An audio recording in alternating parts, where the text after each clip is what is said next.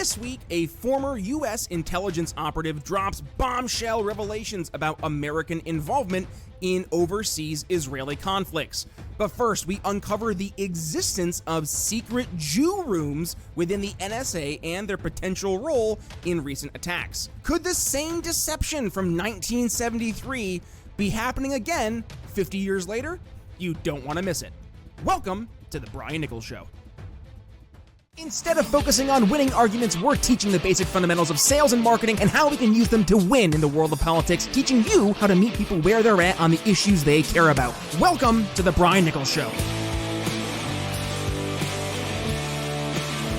All right, and with that, joining me here on the Brian Nichols Show, really excited for today's guest. He's joining us all the way from Israel, which is a little bit further away than where I am in continental United States, right in the dead center in Indiana. But you know what? The advent of modern technology. I'll take it. Bruce Brill, welcome here to the Brian Nichols Show. How are you? I'm not bad. You know, here in Israel, we're on the edge of our chairs because we're expecting an attack from Hezbollah, from Iran. And so everyone is a little bit nervous, but at the same time, somehow confident that we'll come out of this healthy and happy. It's so, I hate to use the word fascinating, Bruce. It is just the discrepancy of where we are in America versus the average everyday citizen anywhere in the Middle East. And let's laser focus in Israel today.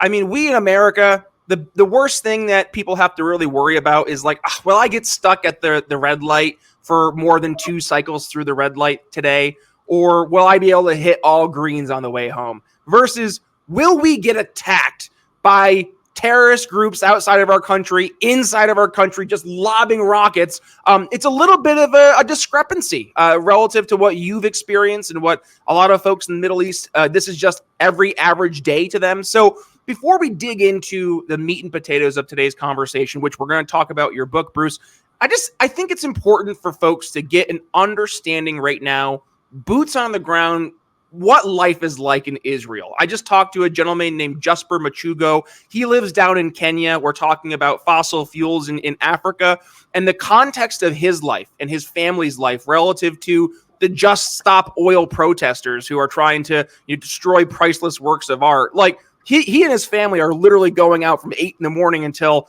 6, 7, 8 at night, just like thrashing wheat and stuff like that. So the context, again, is just so night and day. Do us a favor and just set the stage right now. Middle East, Israel in specific. What is a day in the life look like right now? Okay, first I think I'd like to just say something to your listeners about the United States of America. I think Americans don't appreciate what they have. And I think just as when I was growing up in America, there was a draft because it was during the Vietnam War. And many of us were required to spend time in the military. I think it should be incumbent on each and every American citizen to spend a few months abroad so that they can appreciate what they have at home. Agreed. Let's dig into that. So what we have at home versus folks who aren't American, right? The rest of the world. What does that difference look like, Bruce? You've seen both. You've lived here in America. I'm sure you still have family in America, and now you find yourself living in Israel. So what does that difference look like in your lens? Right. And I'm not just speaking of the material difference, where the standard of living is higher in America than elsewhere. I'm talking about the freedom that most Americans take for granted that you don't see in other countries. And my experience here in Israel accentuates that, because Israel is a democracy and we pride ourselves in freedom, but it's not the same freedom that you have in America. I'm sorry to say that. I'd like to see American style freedom here as well. sounds like I'm knocking my adopted country. I'm not, but there's nothing like America. That's all I'm saying. Mm-hmm. Okay. Well, and what, by the way, Bruce, just what are some of those freedoms that you wish Israel had that America does have? Well, it's something that's very hard to define, but if you live in America and then you live abroad, you sense it, because there are things that are somehow hard to categorize and measure. There's no barometer, there's no freedom barometer, but you feel it. You know that in America, there's much more freedom, where the government is not out to get you. Whereas in other places, you have to be on your best behavior, not to get in trouble with the powers that be. Now, having said that, again, Israel, by comparison to her neighbors here in the Middle East, is extremely free by comparison to the governments that are around us. If you look at Lebanon, that is ruled basically by a terrorist organization, Hezbollah, and Jordan, which is ruled by a monarchy of a family that's not indigenous to the area. They're from Hejaz, the Hashemites. And if you look at other entities, I have friends that are Palestinian Arabs that voted for Hamas in the last election. That was, I believe, close to 2 decades ago, speaking of democracy. And they voted for Hamas because they saw the corruption of the Palestinian Authority. That's why they voted for Hamas, not because they were necessarily supportive of a terrorist organization. And talk about Hamas in Gaza, the poor Arabs that are living there under the thumb of Hamas are living under anything but a free society. So that's what we see around us here in Israel. Mm-hmm. So you might ask yourself, so why did I adopt Israel? That's a great question. That's like something an interviewer would ask, Bruce. Yeah, hit us with that. Some 45 years ago. And the reason that I gave up America to come to live, well, actually, I didn't give up America, but I did choose to live in Israel. The answer is given in the book that I wrote, because I was an American soldier during the early 1970s.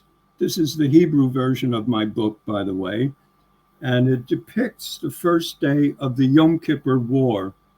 You see Sadat here, and you see troops crossing the Suez Canal, and you see wounded Israeli soldiers on the first days of the war, because that's a new improved version of me with headphones on, monitoring what was going on the first days of the war, because I could gist both Arabic and Hebrew.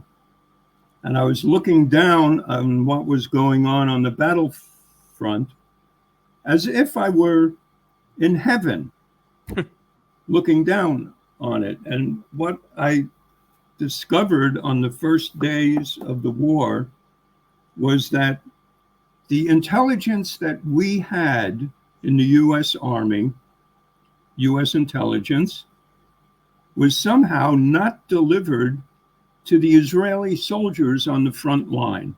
Hey folks, I want to take a moment to talk about something that has truly changed my life, and that is Cardio Miracle, our incredible studio sponsor. Now, I'll be honest, when I first heard about Cardio Miracle and their claims about improving heart health, I was skeptical. But after using it for just about 2 months, I was absolutely blown away by the results.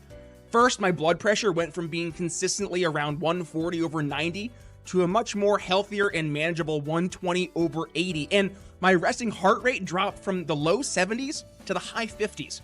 And I couldn't believe it. But the benefits didn't stop there.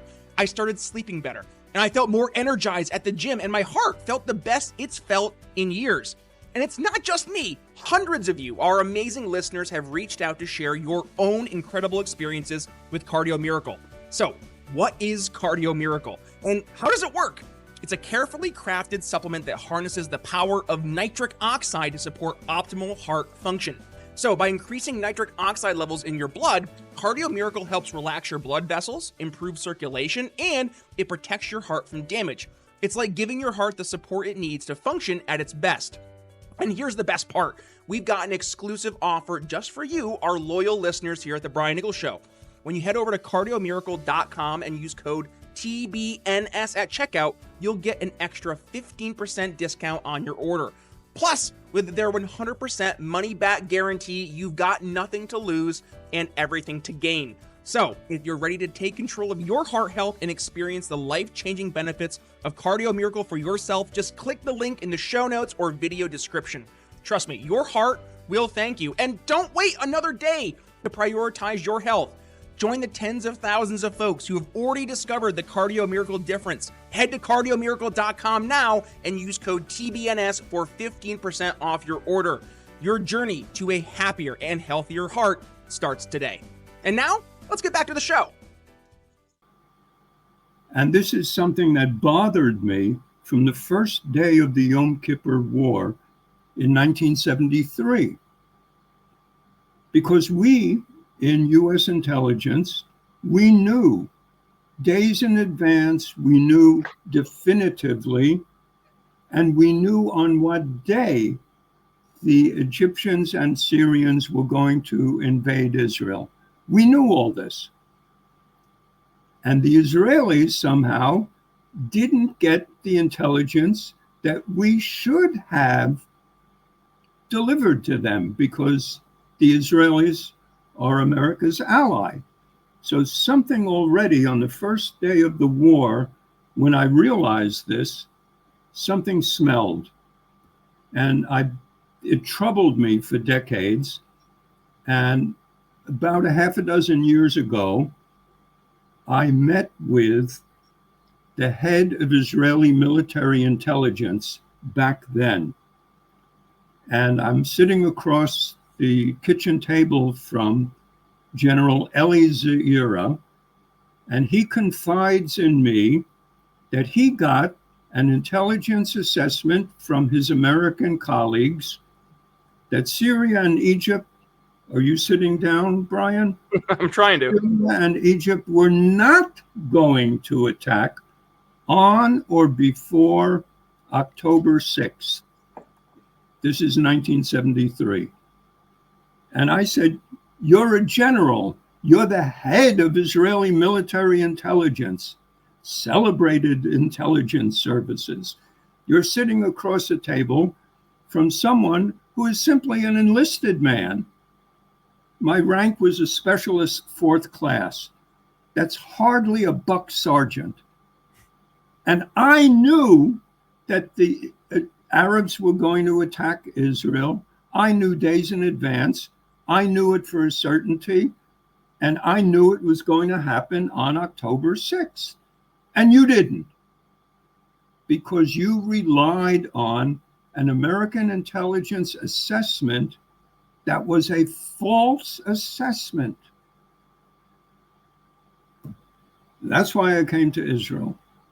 So let's break that down, Bruce, because, and I'm not saying there's a contradiction here. I want to maybe hear more of the context, because you mentioned you look at America and you wish that we had all the freedoms that we have here in America over in other countries. But to your point, right, it sounds like America likes to say one thing and then on the other side do another. So they promote the idea of increasing freedoms at home, but then maybe we'll do some not so free things or not so ethical things on a global stage. So where do you think that discrepancy comes from? Brian, you first have to define what you mean by America. The America that I know and love, and the America that I believe you know and love, is not the same America of hidden rooms that existed and may still exist within the National Security Agency, NSA, in Fort Meade, Maryland. These are rooms that are secret within the agency, that are taxpayer funded, and that work against America's ally, Israel. So that's the corrupt America. It's actually more a cancer inside America, the America that we love.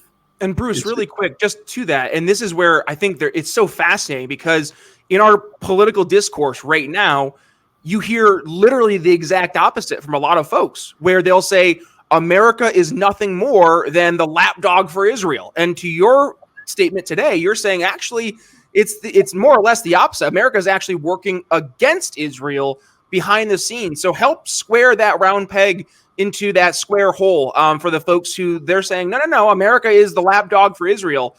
Okay, how are they wrong? Again, I have to confront you. You say America is or America isn't. There are elements within America that work against Israel. And these elements happen to be, or had been, I don't know if they still exist, but I do know that they existed 50 years ago and 40 years ago and 30 years ago and probably 20 years ago. Whether they exist there today or not, I don't know.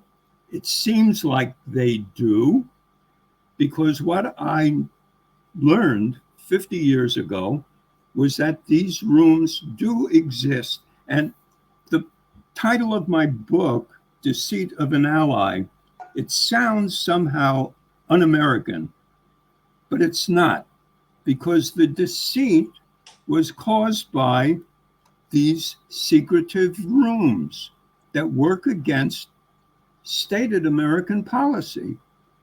What could be more un-American than a cabal within the intelligence agency that works against publicly stated American policy to be an ally and supportive of Israel?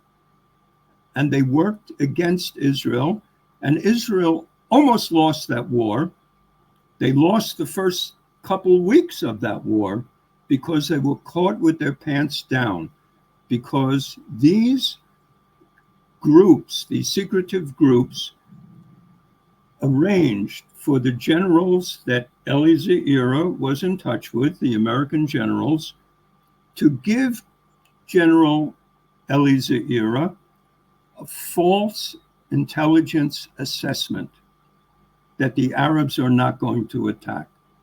So it's not America that did that. It's these un-American, maybe even anti-American cells within the intelligence community that performed these dirty acts. And so you can't say it's America who did it, but it's this cancerous element within the American intelligence community. So what's the incentive structure there, Bruce? Because I mean, everything in life is incentives, right? So what would be the incentive structures in that regards to the, let's go your verbiage here, the anti-American folks in these intelligence agencies? Where is that incentive coming from? Is it from enemies America had, like at the time the Soviet Union? Is it something with our, the Arab countries that were in the Middle East competing against Israel with our entangling alliances there, or something therein? Well, I know that one of the intelligence advisors of President Biden happens to be a Muslim Arab. So he's on the top. I would assume that if what John Loftus, who wrote the book, The Secret War Against the Jews, which I highly recommend, he interviewed people who belonged to what was defined as the Jew room within NSA. And he said it's a total misnomer, because it's not one room, singular, it's rooms, plural, and Jews are not only not allowed admittance to these rooms, but they're not even supposed to know that they exist, and they work against Israel. And according to John Loftus, they also work against American citizens who happen to be Jewish. I recommend his book because I discovered that there were rooms that were off limits to me because I was a Jew. How did I find that out? I found it out because the head of one of the major departments of G6 got drunk at a social event, and he confided in me because as the alcohol goes in, the truth goes out. And he's a good person. I knew him personally. I believe his conscience was bothering him. And he told me there are rooms in NSA that I can't get into because I'm a Jew. So that's how I discovered them. It was thanks to alcohol. But I wasn't supposed to know about them. So again, it's not America. It's this cancer within the intelligence community that I am assured by my congressman, who happens to be a right-wing congressman, my ex-congressman, because I changed my residence recently from California's 1st congressional district to Florida's 11th congressional district. But he assured me that he checked out that the Jew room no longer exists. So I asked him. That must have quelled your fears, Bruce. Yeah, well, number one, it confirmed that it did exist at one time. In the acknowledging that it doesn't exist, they're acknowledging it did exist. Gotcha. Number two, I told him, even though I have residence in California's 1st congressional district, on this point, I'm from Missouri. Show me, prove it to me that these rooms don't exist. Mm-hmm. And if they don't exist, when did they stop existing? Is your morning brew leaving you uninspired? Well, it's because mass-produced coffee sits on shelves for months, losing flavor by the minute. Why start your day with stale bean water? Enter Clockham Craft Coffee. From COVID-era hobby to a farmer market's sensation, Clockham Coffee is redefining fresh. Their small batch roasts ensure that every cup is bursting with flavor. So folks, don't settle for less. Choose Clockham Craft and taste the difference that passion makes. And by the way, Brian Nichols Show listeners enjoy 10% off your order using code BNS10 at clockhamcraft.coffee. Link in the show notes. And now, let's get back to the show. And he couldn't give me answers to either of those questions. I have a follow-up for you, and it's not necessarily challenging, but I need help bringing this together. I hear you that it's not the America, it's these cancerous folks in intelligentsia, but at what point does all those folks in intelligentsia actually represent the American policy? Because if they are in their role American representatives on a foreign scale, then does that not mean that despite their kind of being their own rogue group, they are enacting American policy because of their very nature of being policymakers or administrators? Does that make sense? It makes good sense. It makes total sense. And it's something that's been bothering me not only since October 6th, 1973, but October 7th, 2023, because it seems like a repeat performance. And I've been trying to get confirmation, but there's someone who ran for Congress from the 11th Congressional District of Florida, a firebrand named Laura Loomer, who claimed that American intelligence knew in advance about the October 7th attack and didn't share the intelligence with Israel. Now, I don't know if what she's saying is her imagination, because I asked her for confirmation. I haven't gotten it yet. And I don't like to go off on deep ends. About what happened 50 years ago, I'm living proof that we had the intelligence and we not only didn't pass it to Israel, but we passed false intelligence that was exactly the opposite of what we knew to be true. So I know what happened 50 years ago. It's all documented here, but I don't know if the same thing was a repeat performance on October 7th, 2023. It sure looks like it. And of course, because I'm living witness to what happened 50 years ago, it's my first suspicion. And then you're right. Then these secretive cells within the intelligence community can actually not, I wouldn't say define American policy, but I would say define un-American policy. Yeah. Bruce, I have a follow-up question. And this is maybe taking a little bit of a different path than we've been going down, but it all rhymes. You'll hear how it comes together. So I'm semi-familiar with what you're referring to here with your book, The Deceit of an Ally. And from my understanding, this maybe set the stage for the Israeli intelligence, the Mossad, really starting to say, okay, we got to make sure that we're covering our own backs here. And that means we're going to start doing some of the stuff that the NSA, the CIA, the FBI, that they're all doing internally in America. We're going to start doing that our own, and to make sure, again, that we're putting ourselves in the best position.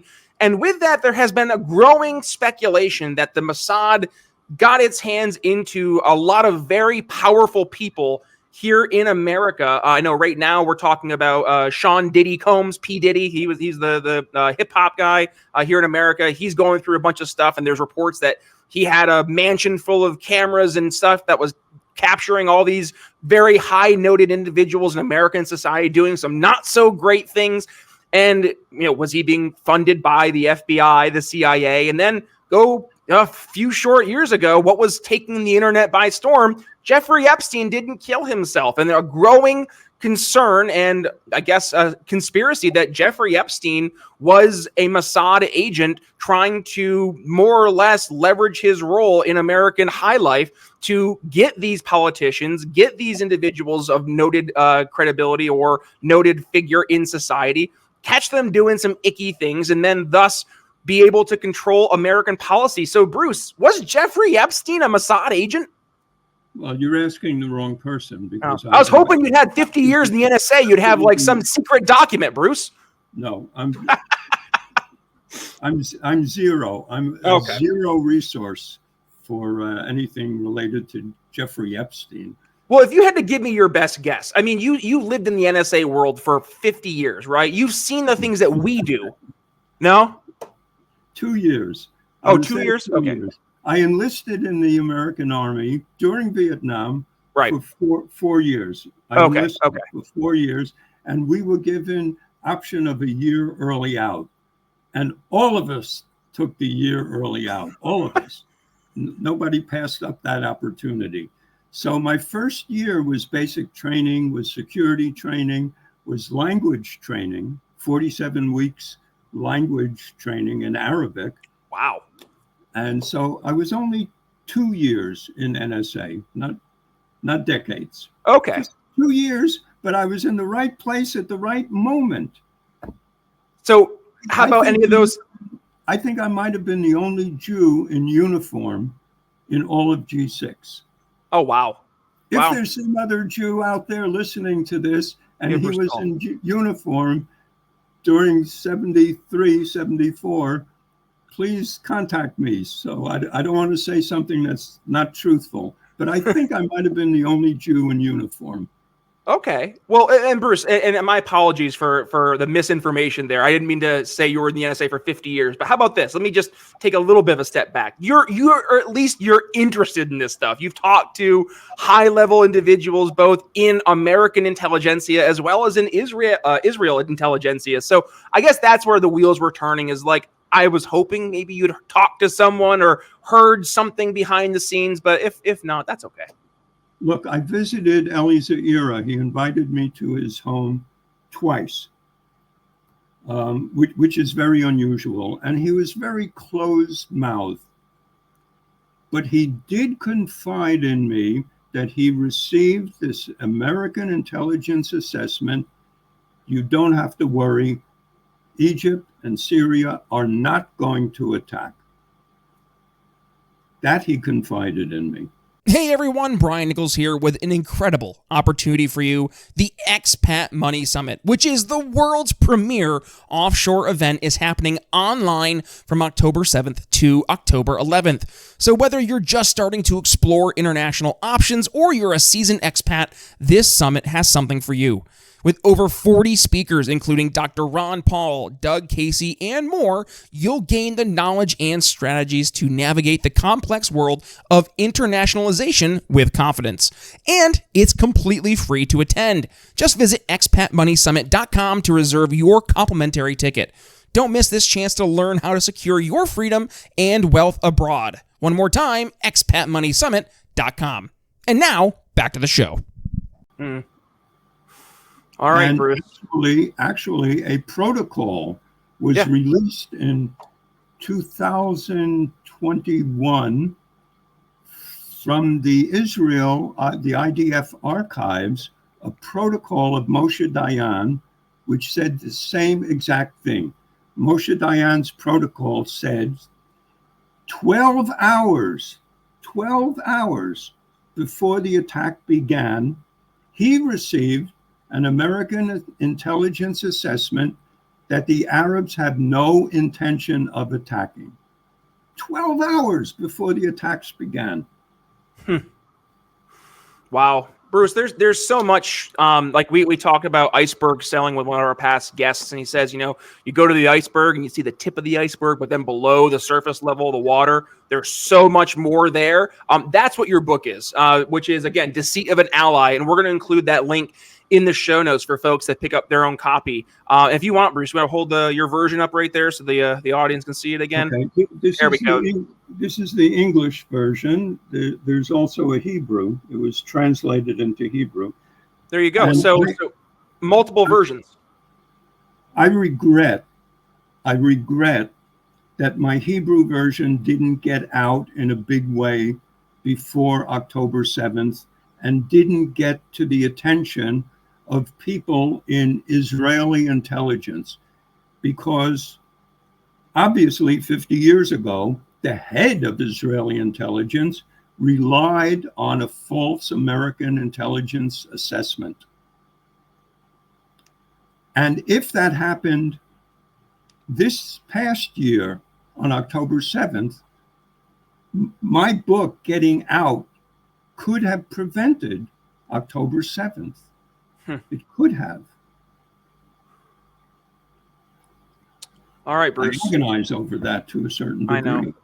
Well, how about this? We're going to put a pin in this conversation because I know we're getting hard pressed for time here. But Bruce, this is, again, a recurring theme that we've seen over the past 50 years of the constant back and forth between American intelligentsia, Israeli intelligentsia, and therein something's not connecting, right? Whether it's America having some folks there in our intelligence agencies, as you've outlined today, who are more or less, to use your words, a cancer of our intelligentsia, or hey, maybe there's stuff behind the scenes in Israel that we're not familiar with, that it's still like the iceberg itself underneath the surface level. I guess that's going to be part two of a conversation, and hopefully we'll get some more context. But Bruce, any final words or thoughts you want to leave the audience with today?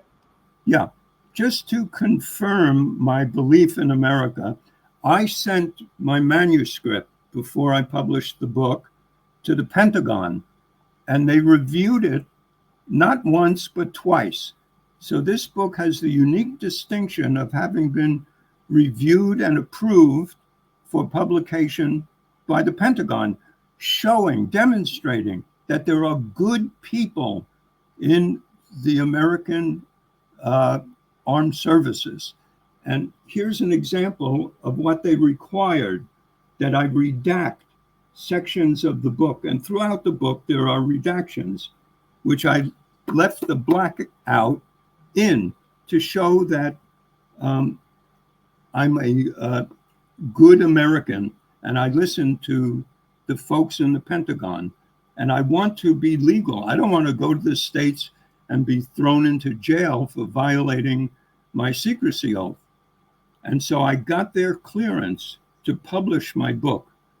And it also shows that there are good people in the military in America. Here. We had our good buddy there, Brian Stern from Gray Bull Rescue. He'll tell you more or less the same thing. And a lot of our allies overseas as well, and how we have to really not, even if we don't agree with the policy itself, we still have to lead. And that, I think, speaks to where America is right now. We're in a very, very weird place on a global scale. Will we lead or will we not? Brian, if you invite me back, I would like to talk about two other topics. One is the re-Islamification program that I authored. It's based on the denazification program that was imposed on Germany and Austria after World War II from 1946 to 1952. And also the great humanitarian solution to the Gaza problem. And you probably don't know who the great humanitarian is, and I won't embarrass you by asking you, because 99% of Americans don't know who the great humanitarian was. And he was an American, and he was an American president, and his heart went out to Palestinian Arabs. Back in 1946, back in 1949, his name was Herbert Hoover, and he had a solution to the plight of the Palestinian Arabs that I'd like to share with your listeners. There you go. Okay, so there is part 2 of our conversation. Bruce, we're going to make sure we have you back on the show for sure. But yes, unfortunately, we are hard pressed for time, so we're going to put a pin in this conversation, and we'll pick that up next time. Bruce Brill, Deceit of an Ally, links in the show notes. Thanks for joining the Brian Nichols Show. Thanks for having me, Brian. All right, folks, that's going to wrap up our conversation with Bruce Bill. I hope you got some value, and if you did, please go ahead, give it a share when you do tag yours truly at B. Nichols Liberty. You can find me on Facebook, Twitter, Instagram. Also, for the video version of the podcast, you can find it on your favorite video platforms. So, YouTube, Rumble, Twitter, Facebook, we are uploading the video version of the show in its entirety over there. So please go ahead, give us some love on your favorite social media platforms. Or if you're like yours truly and you like to listen to your podcast on the go, you're at the gym, you're in the car driving, go ahead and subscribe to the Brian Nichols Show on your favorite podcasting platform like Apple Podcasts, Spotify, YouTube Music, Podcast Addict, wherever it is you consume your podcast content. Just go ahead and give the Brian Nichols Show some love. And when you're there, hit download all unplayed episodes. We have over 880 episodes here of the Brian Nichols Show that I guarantee will leave you educated, enlightened, and informed. One final plug, please support the folks who support us, and that is our amazing sponsors, like our great sponsors, Amp America, our studio sponsors, Cardio Miracle, plus our other sponsors like Liquid Freedom, Energy Tea, Ebles, CBD, and more.